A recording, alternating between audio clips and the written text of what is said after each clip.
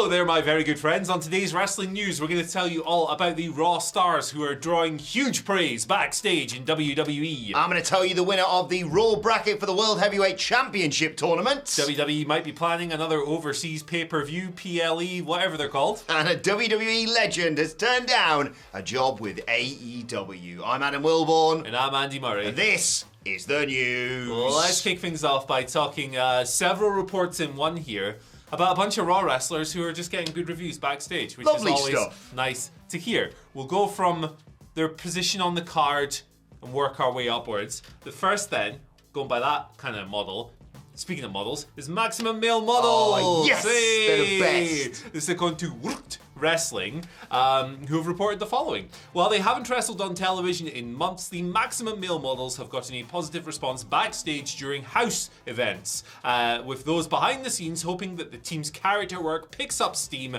with the live crowds. So yeah, I mean, these chaps, Massey and Mansoir, haven't had a regular 2-on-2 tag team match on TV since January, but they're backstage in segments every single week, and they are the most... Is this fair? The most entertaining jobber characters in wrestling right now. Yes, they are the modern day Breezango, aren't they? They're perfect comparison. They're tremendous fun, and I'm not surprised that the characters in particular are getting a bit of praise. Another person who's coming for some praise, specifically after Backlash, is Omos. Because his match with Seth Rollins was really good. It's great. It was fun. PW Insider are reporting that, noting that WWE are very satisfied with the bout. They think it was one of the best matches that Omos has had in WWE, which I think is fair. You could argue, actually, that in the space of almost a month, he's had his two best matches. The Brock match was a hoot, and the Seth match was an even bigger hoot. I like giant, massive men who just lumber around and stuff, and he's getting really good at it. So, thumbs up to Omos. We are Homo sapiens. Yeah, there we go. we did this catchphrase thing. And the final one, Damian Priest. Of course. This is good. What a match. PW Insider reporting again. Reporting that after wrestling Bad Bunny, not PW Insider, Damian Priest is now seen as one of the top level players in the company going forward and could be set for a big push as a result, don't say that word often these days, as a result of just being seen really highly and stuff. Which is great. Obviously, he competed in the first round of the World Heavyweight title tournament last night. We'll talk about that in just a skip. But yeah, all of these people are good in their respective roles. And especially Priest is just great between the ropes.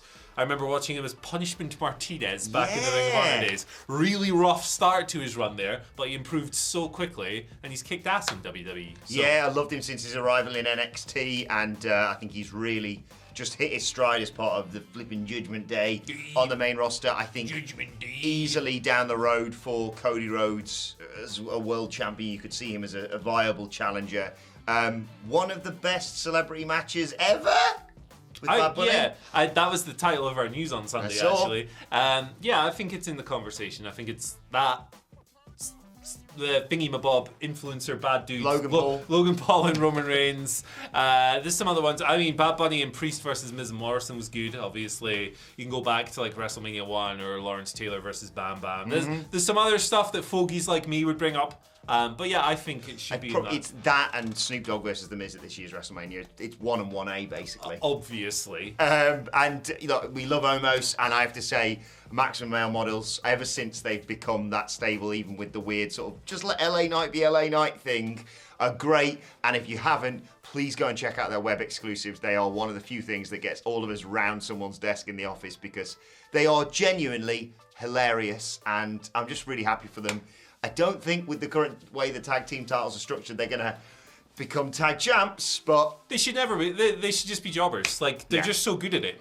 Some people are just great enhancement talents. Hit an elbow, do a pose. Yeah. They should just be entertaining and lose. It's perfect. It's a perfect role for them. People use jobber as a pejorative. Nah. These types of wrestlers have an immense purpose in pro wrestling. We've lost that over the years, and it's time to bring it back with characters like Massey and Mansoir. From jobbers to the opposite of jobbers, I'll get there eventually, who won the Raw bracket for the World Heavyweight Championship tournament on Raw last night? It was Seth Rollins, of course. He won his triple threat match, and then at the end of the night, ended up defeating Finn Balor to advance to the big final that's going to go down at Night of Champions at the end of this month in Saudi Arabia. He is going to face the winner of the SmackDown bracket, which includes AJ Styles, Austin Theory, Bobby Lashley, Edge, Rey Mysterio, and Sheamus. Rollins in his triple threat beat Damian Priest and Shinsuke Nakamura in a really fun opening match to Monday Night Raw. Finn Balor won his in a match which also featured The Miz and Cody Rhodes. Cody Rhodes got screwed out of it because he got attacked by a really messed up looking Brock Lesnar who wants to, quote, fight him in Saudi Arabia. It looked absolutely terrifying, that promo from Brock Lesnar. Could have turned the microphone on. Yeah. That was weird. But it was like an AEW backstage segment. What's going on? But Cody Rhodes' story continues, I suppose. But yeah, Seth Rollins the right person to win this, the right person to win the whole thing for me. Yeah, I think so. Maybe him versus Edge might look like the final. Ooh. Cody, I think, is going to win Money in the Bank after this outcome. Yeah, anyone except Austin Theory, please. Well, that would be someone else. So we'll look forward to SmackDown and take it from there. I think Roman Reigns is going to be on SmackDown because looking over the tournament, and we'll see how it pans out at Night of Champions. Brock Lesnar looked at the belt as well. Please no. Yeah, imagine, not Brock and not Roman. Anyone else. He just gets added to the finals just because. I tweeted last night I'd put Bad Bunny in it, but you know. Why the hell not? Maybe he's busy. More on him with the Twitter questions a little bit later, by the way. Banging. Right, WWE are gauging interest for their next overseas pay-per-view, it seems. Yes! This is a report from Fightful Select, reporting that WWE has spoken with people in Australia to gauge interest in holding a PLE there. I wonder who the people in Australia... There's a lot of people in that country. Yes. Hope they haven't just gone up to like some... random... Skippy, I think it was. Yeah, they went up to Skippy the bush kangaroo and went, "Excuse me, sir." Nibble, nibble, nibble. What? Nibble, nibble, nibble. That's what he used to say. Nibble, nibble, nibble, nibble. Nibble, Was that Skippy? nibble. Kids falling down the well. And you want a premium live event? Do you think he could join the Judgment Day? Oh my God. Skippy the bush. Skippy the bush kangaroos in the flipping... I think he's going to become kid emptied. Yeah, he might be. That Anyway, little dom-dom sitting in his pouch then. Sorry, he'd fit right in. They might go to Australia, which would be a genuinely really good thing. Also, doesn't the time zone thing really mess it up for American viewers? Yeah. I love it when they complain about that. Oh no, we've got to stay up late to watch one pay-per-view. Oh, my heart bleeds. Yeah, try that every month. It's Fightful note that this is very preliminary, by the way. Typically, when info is leaked about this, about hosting a PLE in a place, it's usually just to drum up interest rather than anything else. But this would be WWE's first PLE. It's been a year and a half. Why can't I get used to saying that? Because it's weird and wrong. It is weird. It would be their first PLE in the country since Super Showdown 2018, which aired at like... ass. It was a fun show, and it aired at like 10 a.m. here. It was so sick. Oh, yeah. Just woke up and watched some Did wrestling. Buddy Murphy win the Cruiserweight title there? Yeah, and it went bonkers. They went insane. The Iconics were on the show as well. Bring it back! Obviously. So yeah, like, it would be a lot of fun. That crowd, I think they sold like 60,000 seats for that as well, so why not? Why not? Also, like, Backlash, the crowd was incredible. Oh, my word. Puerto Rico, well played, everybody. Every year. Go to Puerto Rico every year. Even if it's just a Raw or SmackDown, go there every year. Absolutely. The crowd is incredible. And my sources, you know, I've got my little birds that tell me this. You say it's preliminary, but my reports are telling me they're actually planning on holding the Royal Rumble in Australia, but because everything's bloody upside down over there, you have to get in the ring. That's the... Reverse Battle Royal. TNA did it better. Represent. Yeah, good point. Yeah. Right, let's talk about this WWE legend who turned down an AEW job. It was Ricky the Dragon Steamboat, but no surreptitious things here. He just doesn't really want to be on the road anymore, which is fair play. He's 70. Considering his age.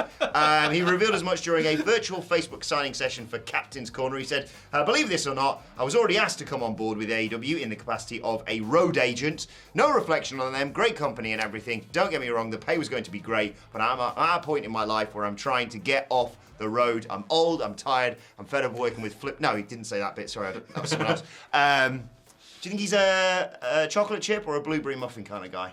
Ricky the Dragon Steamboat, I think he takes very good care of himself, and if anything, he has keto muffins. Lemon drizzle. Yeah, lemon drizzle, good choice. I was going to get a muffin over the weekend, and it was £2.50. What? Name and shame, where was this? Costa Coffee, of course.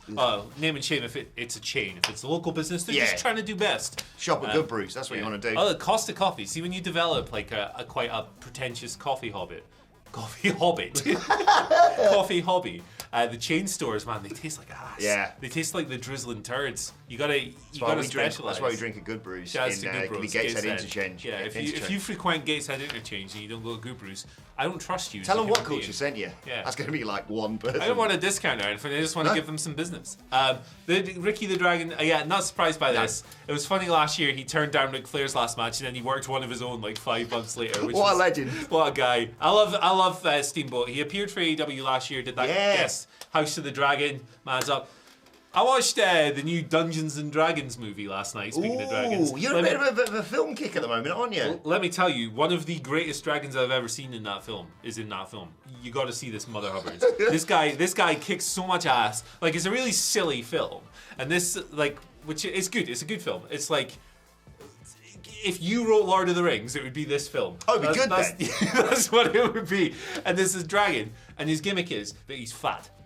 That's Brilliant. it. He ate all the people, and as a result, he put on some weight, and now he can't breathe fire. That's really good. Yeah, he can't breathe fire or fly because he just ate too many people. He's a dragon Thor, basically. Exactly. He's a gimmick dragon, just trying to do okay in the world. It's great. Do you need to understand Dungeons and Dragons the game to watch it? Do they roll any dice? I don't understand a damn thing about Dungeons and Dragons the game, and I thought the film was a great time. So I'm gonna go and check this out. Recommendation. Also, the Mario film, hot. Oh, you know that already. You know what else I watched on Friday? I watched the Bob Hoskins Mario film. Let me tell you. Which is better? That was the first. Okay, so that was the first time I've watched this film since I was a kid. It was the first film I saw in the cinema ever when I was 5 years old. The film kicks ass. Loads of people, loads of nerds and people who take stuff too seriously will tell you that the Bob Hoskins Mario film is crap and awful and terrible. They are correct, but that's why it's good. Yes. Check it out. And if you like Dungeons and Dragons, Dice with Death podcast, wherever you get your podcast from.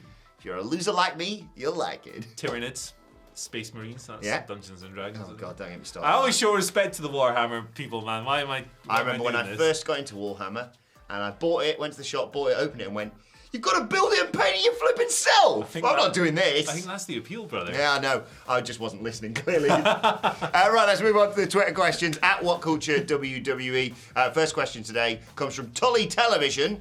Tully says, "Hello, legends. With the loss at Backlash by Io Sky, can we see a face turn, thus breaking away from Damage Control?"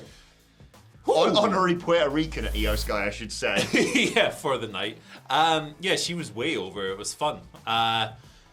I'm not sure. I don't know if I would just see like Io just splintering away from Dakota and Bailey. I think if we're going to see them go their separate ways, I think it'll be all three of them. I think that's more likely. But there is definitely potential in an Io babyface run because she's just such a good wrestler. Yeah, I think one way or another that group's splitting very soon. I think the fact that Bailey it was like, maybe Io would have won if Bailey hadn't faffed about with the hair stuff. I think that's going to play into it. I think there's going to be a big split coming in. Yeah, Io Sky, good wrestler. Pass it on. Yeah. Dakota Kai's quite good as well. Yeah, so's Bailey. Apparently. Yeah, actually all three of them. Everyone's good. People are good. But yeah, it was weird that. I like the people being like, there you go, Bianca Belair's just John Cena. Good. John Cena's one of the biggest stars in wrestling. How you make stars. Yeah. That's why there isn't really any apart from Roman Reigns who are like in-house projects. Yeah. We mentioned him earlier. Cool Link 7 asks, Bad Bunny versus Pat McAfee versus Logan Paul, final 3 of the next Rumble match. Who wins? I wouldn't put it past him considering the reactions they're getting. Hopefully not Pat McAfee because he's the most annoying man on the planet. He's a great wrestler for a celebrity, but he boils my piss. I have a weird affinity with Pat McAfee. I think real recognise real. I was the same as you though when I first saw him on NXT, just yelling before a War Games. I got a hot take for you. Worst commentator in modern wrestling history. There you go. People are going to hate that, but it's what I feel. I'm probably wrong. There's worse. Alex Marvez. There you go. Yeah. Nice guy by all accounts, but not a good commentator. Best at holding a microphone and getting super kicked. Yeah. So. Those three, whatever. Yeah, and Logan Paul should win because he's a dick, and but like in a good pro wrestling way as well as a real life way. Apparently, Cody needs a heel to face at WrestleMania. Cody versus Logan Paul would whip ass. Yeah. You can't tell me it wouldn't. I wouldn't believe you. Yeah, I would not be surprised if they're certainly a part of the Royal Rumble and maybe, teased as They're potentially thinking winning. about it. Your right answer for the next Rumble is Gunther, but I'm getting ahead of myself. There you go. But, you just got to let it play out, as I always say, Andy. Final question today comes from Still Alberta Boost Cruising. Gents, who's got the best hot tag that fires you up? And who's got the one that makes you go, there was a tag? I can't really think of the, crap hot tags. Like Gallows or someone. Yeah. But, he's not, he's not out there trying to be a super worker. Brother's just getting paid and drinking beer and hanging out with his mates. Living his best life. I love those guys so much, but they're not going in there and working like a full clip every night.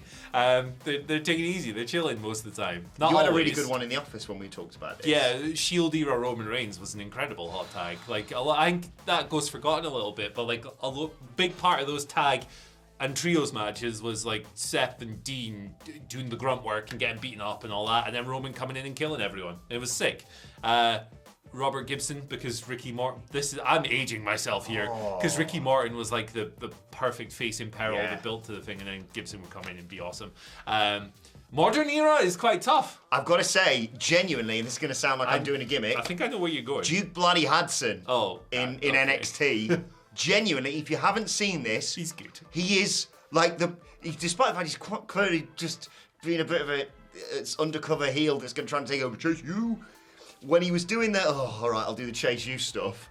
He's like the purest white meat babyface I've ever seen. But that's not even a gimmick, I swear. Also, I thought of as you were talking there. Do you remember that clip that did the rounds with Taker at a house show where he's like, "Come on, let's go!" But he was emoting. Yeah, what was that all about? It's breaking character. I love it. And aside, Braun Strowman's really good. Yes. I really like that team of Braun So do Strowman I. and Ricochet. Put together because some dumb tweets by Braun Strowman, but still. Yeah, it turns out that there's many different flavors that wrestling comes in. Big man stuff's good, flippy stuff's good, technical stuff's good, hardcore stuff's good. You can like what you like, and you can like more than one wrestling show. You can only like two though. WWE and AEW. Time Michael Hamflett said, "Hey guys, you can like more than one form of transport. Buses and trains. Quality." Let's move on to data finally. Shout out to Josh Turple. I don't know if you made this yourself, Josh, but you're getting all the credit for it.